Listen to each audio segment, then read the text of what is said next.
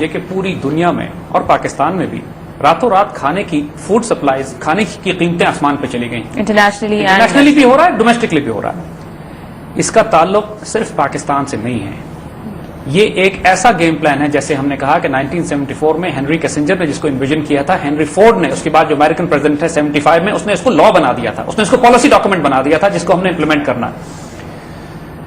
چند باتیں نوٹ کیجیے گا جو ہم آپ کو بتانے جا رہے ہیں. انہوں نے جس طرح گلوبل اکنامک سسٹم بنایا ہے فیڈرل ریزرو بیکڈ, جس کا مطلب یہ ہے کہ دنیا کی تمام اکانومیز کو US ڈالر کے ذریعے فیڈرل ریزرو کنٹرول کرتا ہے, یعنی زائنس بینکرز کنٹرول کرتے ہیں. اس طرح ان لوگوں نے over a period of time اتنا بڑا ایک فوڈ کارٹیل بھی بنا دیا ہے دنیا میں, فوڈ مونوپولی بھی بنا دی ہے کہ پوری دنیا میں جتنا غلہ پیدا ہوتا ہے, جتنا غلہ ٹرانسپورٹ کیا جاتا ہے, جتنا غلہ ملکوں میں تقسیم کیا جاتا ہے, حتیٰ کہ سپر مارکیٹس میں پیک اور پروسیس کر کے لایا جاتا ہے, اس کو تقریباً 11 بڑی کمپنیز ہیں جو کنٹرول کرتی ہیں, صرف 11. یعنی دی انٹائر فوڈ کارٹیل جو کہ کھیت سے لے کر سپر مارکیٹ تک, ڈیری پروڈکٹس ہوں, اینیمل پروڈکٹس ہوں, میٹ پروڈکٹس ہو, گرینز ہو, غلہ ہو, یہ دنیا کی 11 بڑی بڑی کمپنیز ہیں. کچھ سوئس کمپنیز ہیں اس کے اندر, کچھ امریکن کمپنیز ہیں, کچھ برٹش ہیں, کچھ فرینچ ہیں, اور اس میں بڑے بڑے نام ہیں. ہمارے پاکستان میں بھی وہ کمپنیز کام کر رہی ہیں. اور یہ تمام کمپنیز پوری دنیا کی فوڈ پرائسنگ کنٹرول کرتی ہیں, ٹرانسپورٹیشن کنٹرول کرتی ہیں. چند باتیں ذرا نوٹ کیجئے گا. پوری دنیا میں تیل کی قیمتیں اوپر جا رہی ہیں. یہ ہم نے پچھلے پروگرام میں ڈسکس کیا تھا کہ اس کی بڑی وجہ ایک یہ بھی ہے کہ ان لوگوں کو معلوم ہے کہ امریکن اکانومی کولیپس کرنے والی ہے, امریکن ڈالر کمزور ہو رہا ہے, تو they are investing into the oil. ان کے ایک ایک کام سے یہ کئی فائدے حاصل کر رہے ہوتے ہیں. جب تیل کی قیمت اوپر جاتی ہے اس کا ایک ڈائریکٹ امپیکٹ یہ ہوتا ہے کہ تمام غریب ممالک میں کھانا مہنگا ہو جاتا ہے, فوڈ مہنگا ہوتا ہے, ٹرانسپورٹ کاسٹ بڑھ جاتی ہے, ان پٹ کاسٹ بڑھتی ہے, نتیجتاً لوگ کھانا غریب لوگوں کی حد سے باہر نکل جاتا ہے, قحط پڑنا شروع ہو جاتا ہے, لوگ بھوکے مرنا شروع ہوتے ہیں, کرپشن بڑھ جاتی ہے, آپس میں غصے اور جنگیں اور جھڑپیں شروع ہو جاتی ہیں, پورے معاشرے میں انتشار اور فساد برپا ہو جاتا ہے. ایک صوبہ دوسرے صوبے کو گالیاں دینا شروع کر دیتا ہے, لوگ حکومتوں کو گالیاں دیتے ہیں, حکومت عوام کو گالی دیتی ہے, صوبوں میں اختلاف. جیسے ہمارے سامنے کی باتیں آج ہم یہ ساری باتیں ایگزیکٹ پہنچیں گے, یہ باتیں ڈیلیبریٹ کی جا رہی ہیں, ایکسیڈنٹ نہیں ہے.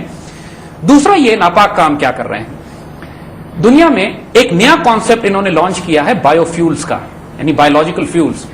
ایسے یعنی تیل کی قیمت چونکہ اوپر چڑھ رہی ہے, خود امریکن قوم کو بھی تیل مہنگا پڑنا شروع ہو گیا ہے. what are biofuels? جی میں اسی پہ آ رہا ہوں کہ امریکن قوم کو بھی تیل مہنگا شروع ہو گیا.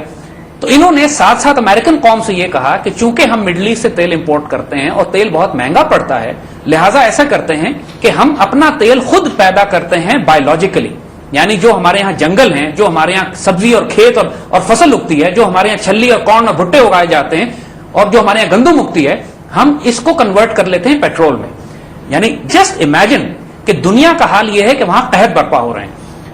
ان لوگوں کا حال یہ ہے کہ امریکہ کی کارن کی 30% کراپ اب یہ کنورٹ کر رہے ہیں بایو فیولز میں, پیٹرول بنا رہے ہیں جو کہ امیروں کی گاڑیوں میں چلے گا. ان کا پلان بش کا یہ ہے کہ 2025 تک تمام امریکہ پہ چلنے والی گاڑیاں جو ہیں وہ بایو فیول سے چلائی جائیں گی. یعنی دوسرے لفظوں میں دنیا میں قحط برپا ہوگا. ان کے جو بڑے بڑے فوڈ کارٹیلز ہیں, جو بڑی بڑی فوڈ ٹرانسپورٹ کرنے والی کمپنیز ہیں, یہ کھانے کے ذخیرے جمع کر رہی ہیں, فوڈ سٹاکس پوری دنیا سے خرید کے جمع کر رہی ہیں. بہت بڑی تعداد میں جو امریکن کراپس ہیں اس کو بایو فیول بنایا جا رہا ہے. پھر یہ اسٹاک پائل کیا ہوا جو کھانا ہے یہ مہنگے داموں دنیا اپنے خود امریکنز کو بھی اور پوری دنیا میں بھی تقسیم کر رہے ہیں. خود مغرب میں یعنی پچھلے دنوں UK کا حال یہ ہے کہ 8 پاؤنڈ میں آنے والی آٹے کی بوری 16 پاؤنڈ کی ہو گئی ہے. یعنی ان کی اپنی عوام کو, جیسے عرض کیا نا, ہمارے ملک میں ملٹیپلائی کر رہی ہیں, ہمارے ملک میں دوسرے دن تیسرے دن. یہ حادثاتی نہیں ہیں, یہ فوڈ کارٹیلز ہیں, یہ 11 اور 12 بڑی کمپنیز, اور ان کے پیچھے ان کے زائنسٹ بینکرز, ان کے پیچھے ان کی امپیریل گورنمنٹس, وہ حکومتیں جو نیکسس ہے زائنسٹ بینکرز کا, گورنمنٹس کا اور ان کارٹیلز کا, ان ملٹی نیشنلز کا. جو دوسرا جو انہوں نے کانسیپٹ لانچ کیا ہے, وہ کانسیپٹ لانچ کیا ہے جینیٹکلی ماڈیفائڈ کراپس کا. یعنی GM کراپس کا جو کانسیپٹ ہے وہ یہ کہ یہی فوڈ کارٹیل کمپنیز جو ہیں ان کی لیبز ہیں جس میں یہ بیج بناتے ہیں.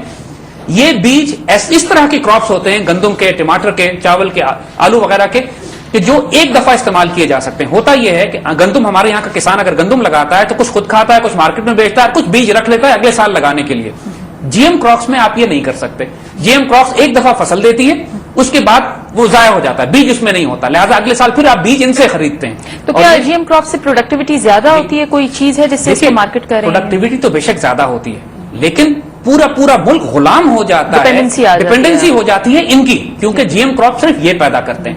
لہذا جس ریٹ پہ یہ بیج دیتے ہیں, جتنے مہنگا کر کے یہ بیج دیں گے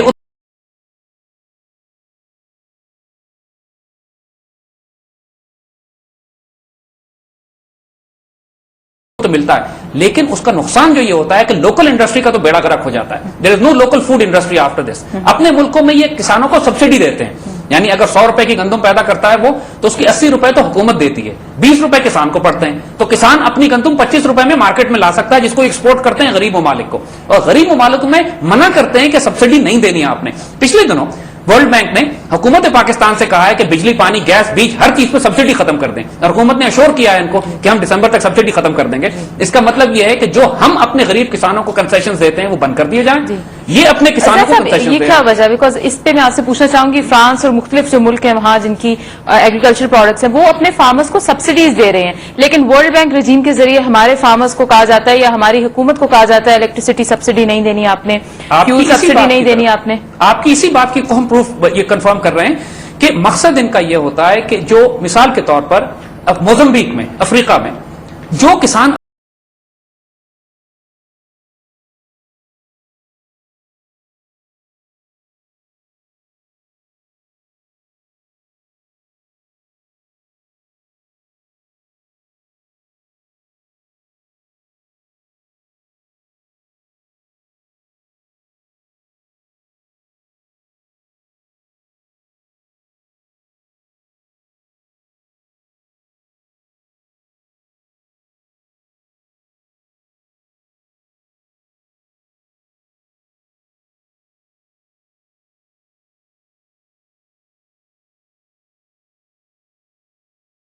مہنگی گندم باہر سے منگواتے ہیں. اس کھیل کو سمجھیے, یہ ایکسیڈنٹ نہیں ہو رہا ہے, یہ گلوبل گیم پلان جو انہوں نے بنایا ہے پوری دنیا میں قحط برپا کرنے کا. دیکھیے ایک بات ہم اور آپ کو بتائیں, دنیا میں اس وقت غلے کی جو ضرورت ہے وہ 3000 بلین ٹنز ہے سال کی.